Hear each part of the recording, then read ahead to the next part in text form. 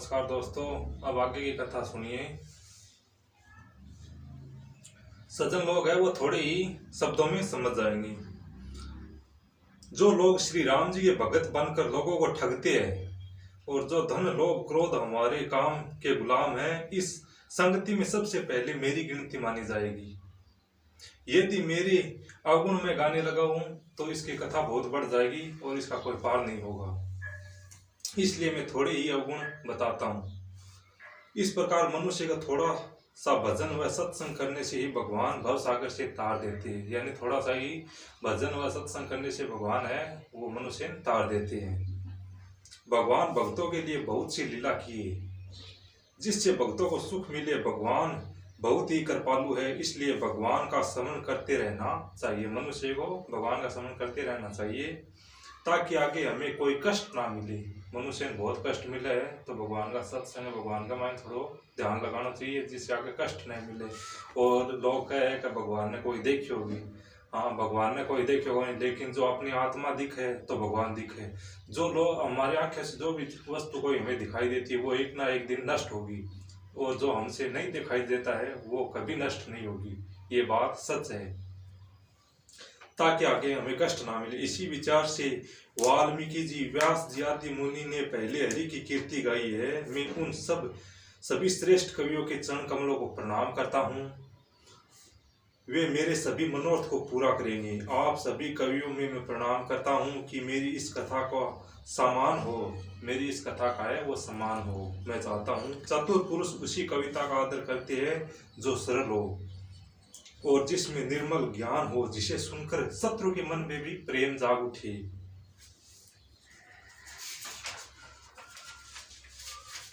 इस कथा की सराहना करो। मैं उन वाल्मीकि मुनि के चरणों की वंदना करता हूँ जिन्होंने रामायण की रचना की है।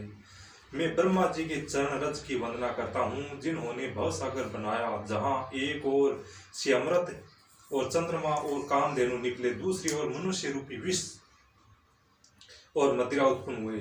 मैं गंगा जी और सरस्वती जी को प्रणाम करता हूँ, दोनों ही मेरे पवित्र है। गंगा जी में स्नान करने से वह सरस्वती के गुण यश सुनने से अज्ञान का नाश हो जाता है।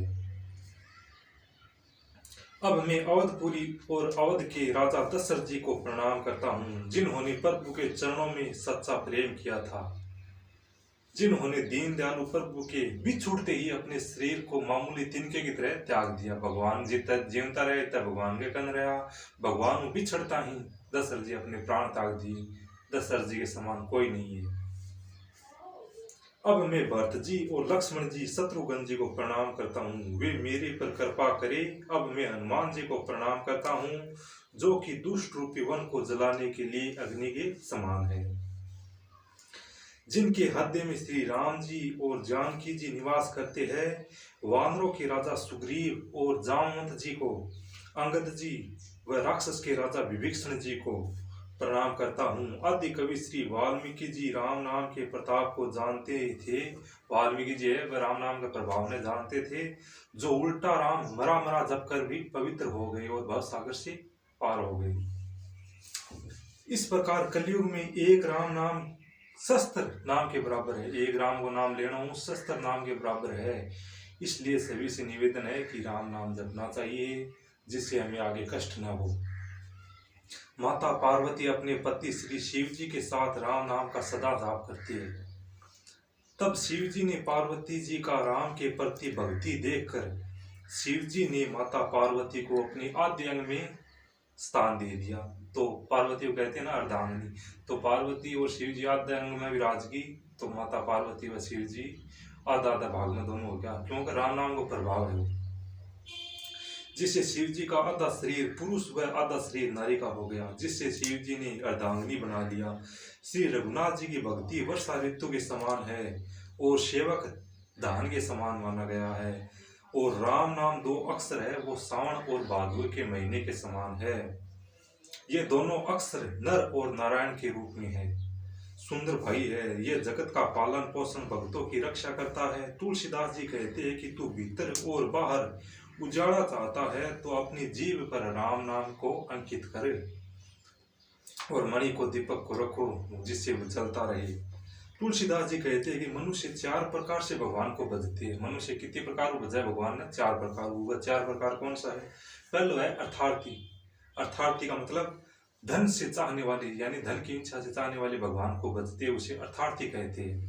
और 2 नंबर है आर्थ। आर्थ के अंदर संकट आ जाए, जो संकट का मान भगवान ने भजे है, बिन मान भगवान ने भजने के कारण बिन कहे आर्थ, वो दूसरा प्रकार हो गया। अब तीसरा प्रकार है जिज्ञासु, जिससे कि भगवान को जानने की इच्छा से भगवान को भजते हैं। जिज्ञासु यानी जानने की इच्छा, भगवान का जानने खातिर आप भगवान ने भजा बिन जिज्ञासु कहे। तो 3 प्रकार का हो गया। अब चौथा प्रकार रहे है ज्ञानी। भगवान को तत्व से जानने कर स्वाभाविक प्रेम से भजने वाले को ज्ञानी कहते हैं। यानी भगवान को तत्व से जानकर स्वभाव से ही प्रेम से भजते हैं उसे। और इन चारों में श्रेष्ठ किन माने गए? ज्ञानी। इसमें भगवान को ज्ञानी भगत है वो बहुत ही प्रिय लगता है। क्यों का? और तो कोई संकट का मान भजे, कोई भगवान ने जानने खातिर भजे, इन कानून भजे तो भगवान ने सगला तक तो भगत हुआ ज्ञानी। ज्ञानी मान हुआ वो सिर्फ भगवान ही है बिन प्रति। निर्गुण और सगुण दोनों ब्रह्मा ज्ञान है। निर्गुण और सगुण दोनों ब्रह्मा ज्ञान है। ये दोनों तत्व एक ही है। इससे जानना कठिन है, परंतु नाम से दोनों सुगम हो जाते हैं। निर्गुण ब्रह्मा से सगुण राम से बड़ा कहा गया है। इस प्रकार कहा है कि राम से बड़ा राम का नाम, यानी राम से बड़ा राम का नाम। यो एक भजन भी है कि राम से बड़ा राम का नाम। उसी प्रकार राम से राम का नाम बड़ा है। श्री रामचंद्र जी ने भक्तों के लिए, हित के लिए मनुष्य अवतार लिया है, जिससे स्वयं कष्ट सहकर भक्तों को सुख दिया है। इस प्रकार राम नाम कल्याण और मुक्ति का घर है। श्री राम जी ने तो एक तपस्वी अहिल्या को तारा था। भगवान एक अहिल्या को तारे तो पग टेक के अहिल्या तार दिया था, लेकिन अनेक कष्टों से जूझे हुए मनुष्य को भगवान तारते, ये पता नहीं है किसी को, लेकिन राम नाम का ये प्रभाव है।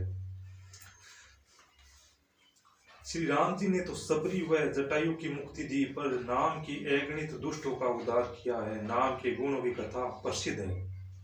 श्री राम जी ने वानर भालू की सेना बटोरी और समुद्र बांधा, परंतु नाम लेते ही समुद्र सूख जाता है। श्री राम जी ने कटुंब सहित रावण को युद्ध में मारा, फिर भी सीता जी सहित अयोध्या में प्रवेश किया। राम राजा हुए, अवध उनकी राजधानी हुई। राजधानी शिव जी ने अपने हृदय में यह जानकर 100 करोड़ रामचरित्र में से इस रामचरित्र को चुनकर ग्रहण किया है। नाम के जैसे शिव जी अविनाशी है और अमंगल तो भी शिव जी मंगल गिरासी है। हाँ, शिव जी को वेश है वो अमंगल है, लेकिन शिव जी है वह किसा तकड़ा है, बहुत थे जानू हूँ। हाँ, रूप की कोई नहीं हुआ, लेकिन भाई शिव जी है भाई राम नाम को जप करे। भगवान ने नाम को जाना इस प्रकार, हरि सारे संसार को प्यारी है और हरि को हर प्यारी है।